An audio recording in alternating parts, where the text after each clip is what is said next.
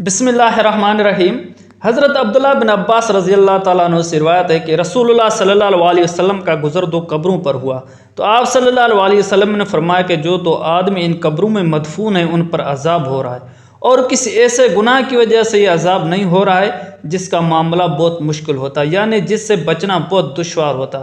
بلکہ یہ دونوں اپنے ایسے گناہ کی پاداش میں عذاب دیے جا رہے ہیں جس سے بچنا کچھ مشکل نہ تھا۔ ان میں سے ایک کا گناہ تو یہ تھا کہ وہ پیشاب کی گندگی سے بچا یا پاک رہنے کی کوشش اور فکر نہیں کرتا تھا،